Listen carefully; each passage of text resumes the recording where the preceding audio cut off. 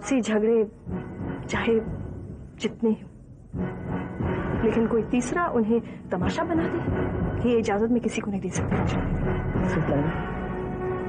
क्या हम उस रंजिश को यही बता सकते हैं? देविका तो पापा और हमारी ट्रेजेडी का बस एक नया चैप्टर है, और मैंने आपसे झूठ कहा। आंखों में आंसू बेशक नहीं थे, पर दिल में दर्द बहुत हुआ था। आपको मेरे घर आना होगा। ठीक है। ओके। आज देखा जाए तो अनएक्सपेक्टेड तो बहुत कुछ हुआ है। अभी तो शायद और कुछ भी हो जाए। अभी रात बाकी है। ऋषभ मल्होत्रा को मार लगी कोई सड़क चलते आदमी को नहीं समझा?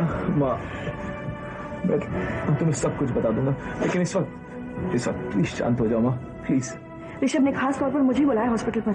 मैं जा रही हूँ। तुम जाके चेंज करो, मैं तुम्हें ड्रॉप कर देता हूँ।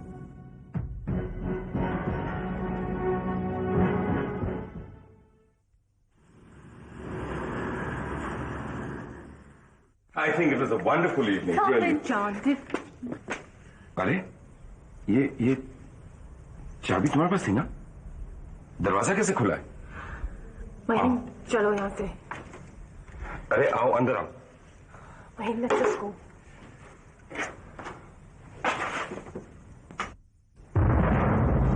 अरे ये यहाँ कोई आया जरूर है। Let's just go.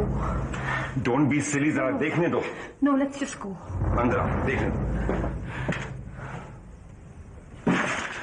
वही वो बहुत खतरनाक है, वो मुझे मार देगा, तुम्हें भी, and we just go tell the police.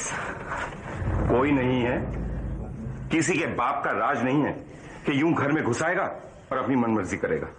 Just relax. How is this possible? लोग तुम उसे जानते नहीं हो, वो मेरी जान के पीछे पड़ा है। He's come here to kill me. कौन? किसकी बात कर रही हो? Don't pick up that phone. Don't pick it up. उसी का फोन होगा। Let's just go. We'll tell the police. Come on. देखो देविका, मेरी बात सुनो। डरने की कोई जरूरत नहीं है। अगर तुम इस तरह से डरोगी, तुम्हें और डराएगा। फोन उठाओ, मैं तुम्हारे साथ। आओ, पिक अप द फोन। कम, उठाओ फोन। उठाओ फोन, मैं तुम्हारे साथ हूं। तुम अपनी हरकतों से बाज नहीं आओगी देविका, इसलिए अब तुम्हें कोई फोन नहीं आएगा, क्योंकि तुम्हारी जबान को रोकने का अब एक ही तरीका है, मौत। बहुत टाइम दे चुका मैं तुम्हें, अब कोई वार्निंग नहीं। तुम अब अपनी मौत की तैयारी करो।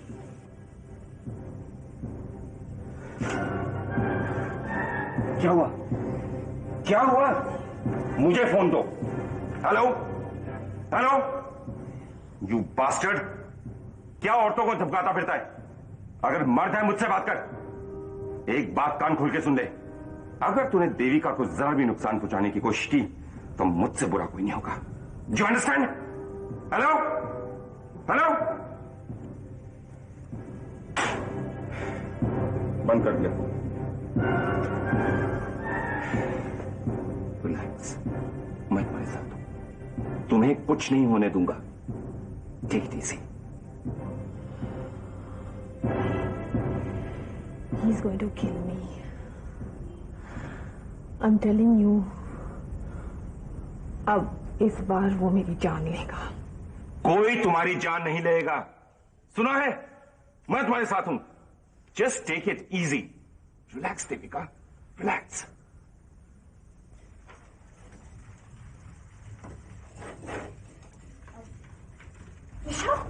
ऋषभ, ये क्या हुआ तुम्हें? एक्सीडेंट हो गया स्वेतलाना। कैसे? वो सब मैं बाद में बताऊंगा। तुम ऑफिस का ख्याल रखना प्लीज। तुम ऑफिस की चिंता मत करो, मैं सब कुछ संभाल लूंगी।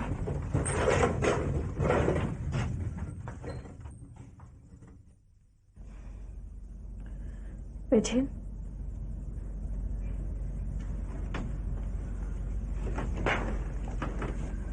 ये एक्सीडेंट हुआ कैसे? ये एक्सीडेंट नहीं था। एक्सीडेंट नहीं था मतलब? It was an attack. Factory workers ने ऋषभ पर हमला किया है। What? ये तो ऋषभ की वजह से मैं चुप हूं। उसे ठीक होने दो। उसके खून की हर कतरे की कीमत पूरी तरह वसूल करूंगी मैं।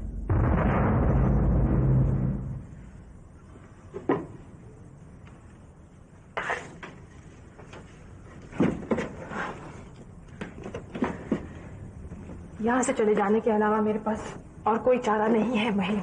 डोंट बी सिली देविका, तुम्हें कोई डराएगा और तुम। वो क्या है, कितना काबिल है, मुझे पता है।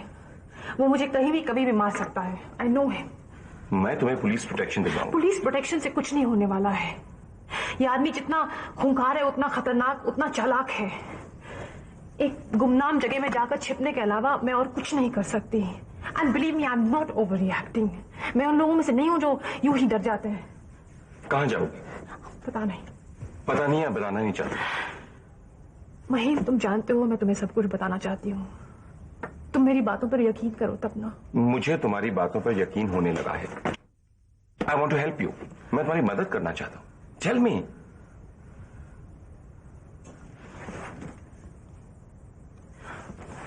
क्या ये पॉसिबल नहीं है कि तुम भी मेरे साथ चलो? प्लीज महीन, नहीं तो मैं बिल्कुल अकेली पड़ जाऊंगी और मैं सचमुच बहुत डरी हुई हूँ। ठीक है, चलो। कहाँ चलना? थैंक्स।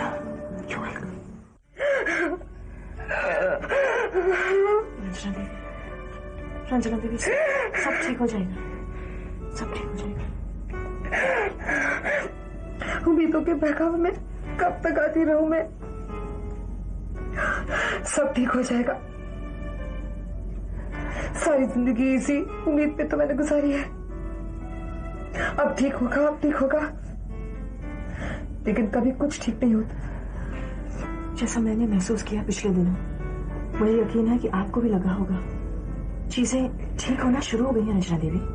अगर शुरुआत हुई है तो ये हादसा आज क्यों हुआ?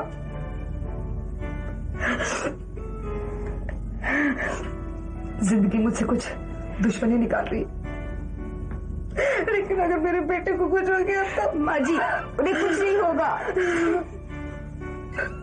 कुछ होना भी नहीं चाहिए। मैं अपने बेटे को बहुत प्यार करती हूँ।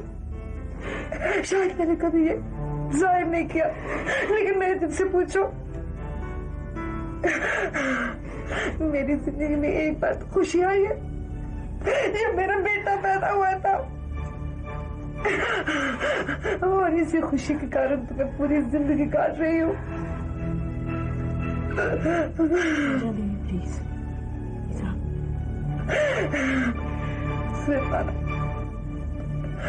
मुझे एहसास हुआ है कि मैंने अपनी सारी मजबूरियां ऋषभ पे लेट डाली है, लेकिन अब मैं उसकी सारी परेशानी अपनाना चाहती हूँ। अगर मेरे बेटे को कुछ हो गया तो मैं जीते ही मर जाऊंगी।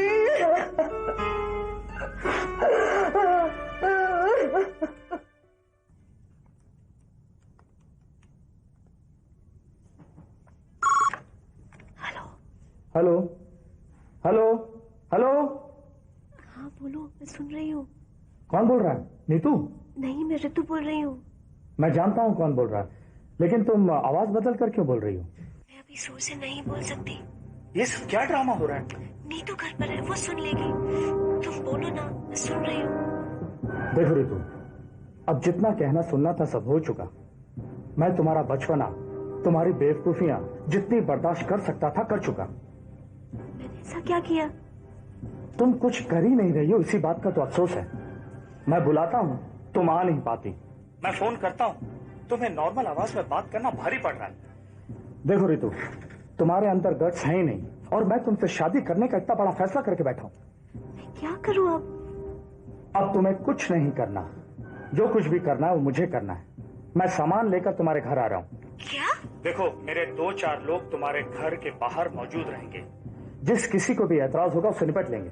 नहीं, तुम प्लीज ऐसा मत करना। तुम यहाँ आ गए तो बहुत झगड़े हो जाएंगे।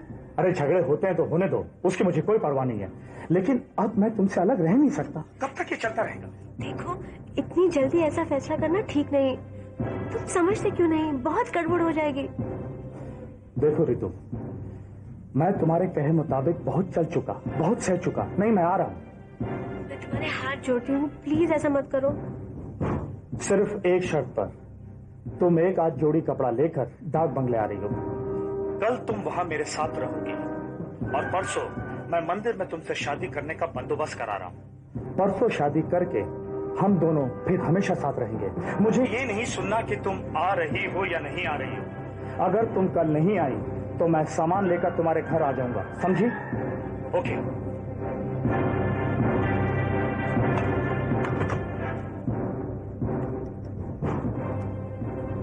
कल डाक बंगला।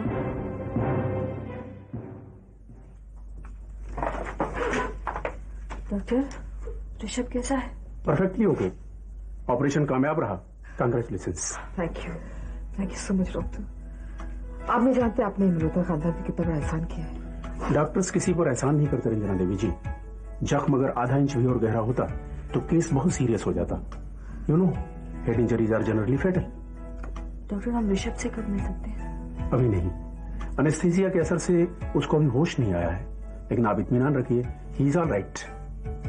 Thank you so much. Welcome. नहीं बोली, अब क्या हो रही है? सब कुछ ठीक हो गया? जी माँ जी। बेशक ऊपर वाली मेरी दुआ कभी कबूल न करे, लेकिन पूजा, तेरी पूजा बिल्कुल कामयाब हो गई है। तेरी वजह से बचा है। माँ जी, उन्हें कुछ नहीं हो सकता। उन्होंने किसी का क्या बिगाड़ा था? कहते हैं माँ बाप के किए पे बच्चों को कभी पछताना पड़ता है। शायद मैंने कुछ बुरा किया। माँ जी, अगर आपने किसी का बुरा किया है तो वो अपने आप का, और अपने आप को दुख देना पाप नहीं कहलाता। मैं अपने पापों का हिसाब किताब तो नहीं जानती हूँ, लेकिन इतना जरूर जानती हूँ, मेरे किसी पुण्य का फल है तो तेरी वजह से तो बचा है वो।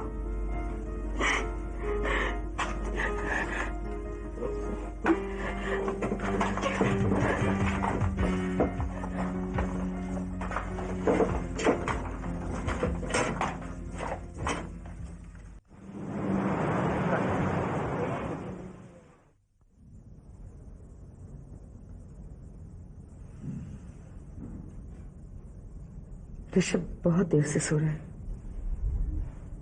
हाँ, डॉक्टर कह रहे थे कि कमजोरी की वजह से काफी नींद आएगी।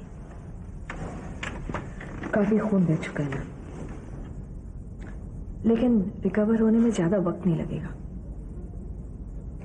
पूजा कहाँ गई है? मंदिर गई है। वैसे Svetlana, thanks a lot for yesterday. तुमने हम लोगों को बहुत सहारा दिया। तुम घर जाके आराम कर लो, रात में जगी हो ना। मैं बस घर जाकर चेंज करके आती हूँ। ओके। डॉक्टर कह रहे थे कि 2-3 घंटे में बैंडेज बदलेंगे तो जख्म पर दवाओं का असर पता चल जाएगा। मैं तब तक लौट आऊंगी। स्वेतलाना, तुमसे एक सलाह लेनी थी। मैं पुलिस में रिपोर्ट करते करते रुक गई। सोचा शायद ऋषभ नाराज हो जाए, लेकिन जिस आदमी ने ऋषभ पे हमला किया है, मैं उसे इतनी आसानी से छोड़ूंगी तो नहीं। नहीं, ऑफ कोर्स नॉट। लेकिन मेरे ख्याल से ये फैसला आपको ऋषभ से बात करने के बाद ही करना चाहिए। ओके। हेलो मेरा।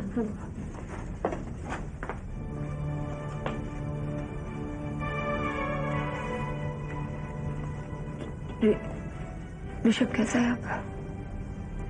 अब तक तो ठीक था। तुम्हारे आने के बाद में कोई गारंटी नहीं दे सकती।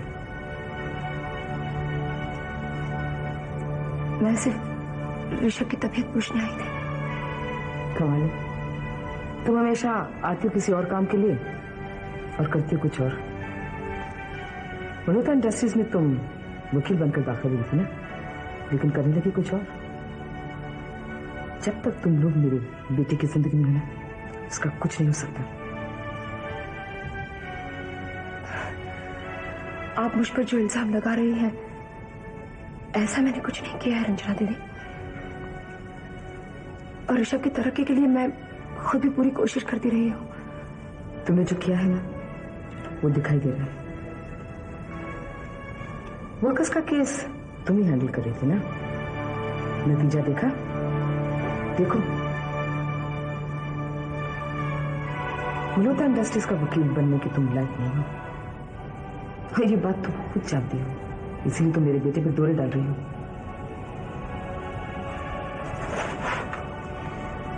मुझ पर इल्जामात लगाने के लिए आपको शायद ये जगह ठीक लग रही होगी, लेकिन मुझे अपनी सफाई देने के लिए ये जगह बिल्कुल गलत लग रही है।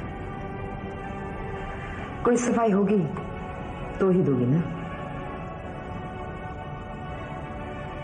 मुझे लेकर आपको बहुत सारी गलतफहमियां हैं रंजना देवी, उसे एक एक करके दूर करने बैठो तब भी शायद एक उम्र भी कम पड़ जाए। गलतफहमियां दूर करने के बजाय अगर तुम हमारी जिंदगी से दूर हो जाना तो बेहतर रहेगा। ना ही मल्होत्रा इंडस्ट्रीज को तुम्हारी वकालत की जरूरत है, और ना ही ऋषभ मल्होत्रा को तुम्हारे बनावटी प्यार की, समझे? Now you may leave.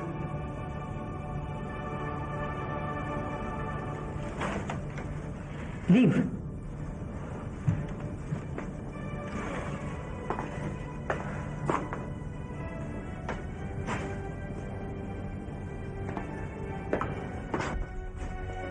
पापा कहाँ हैं? वो कहीं बाहर गए होंगे, काफी दिन हो गया उनको शिफ्ट किए।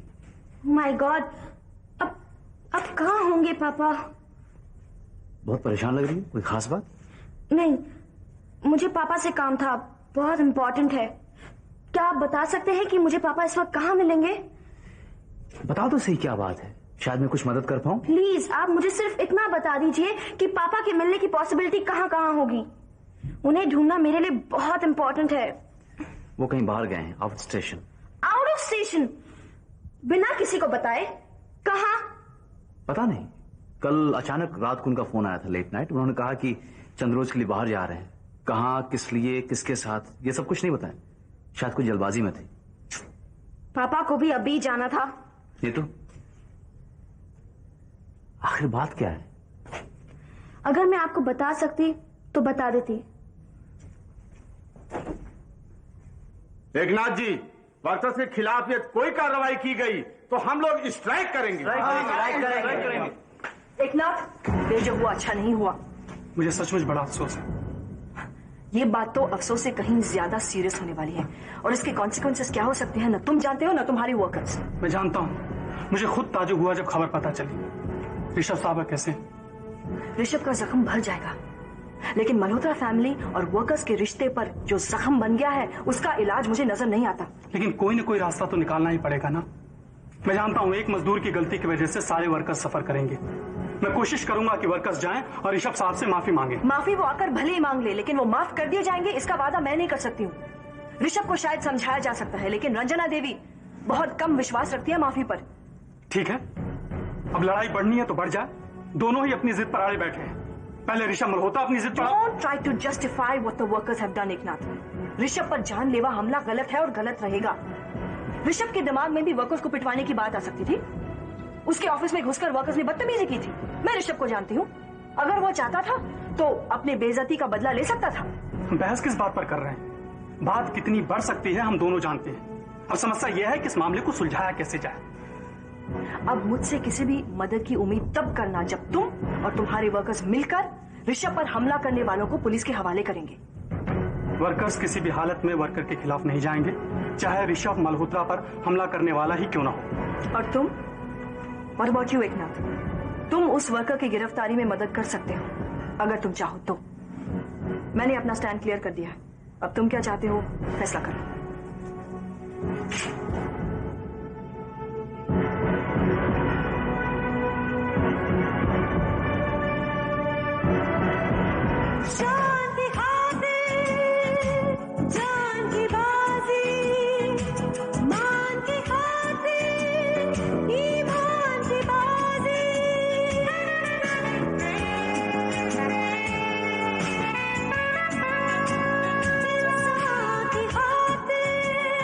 भगवान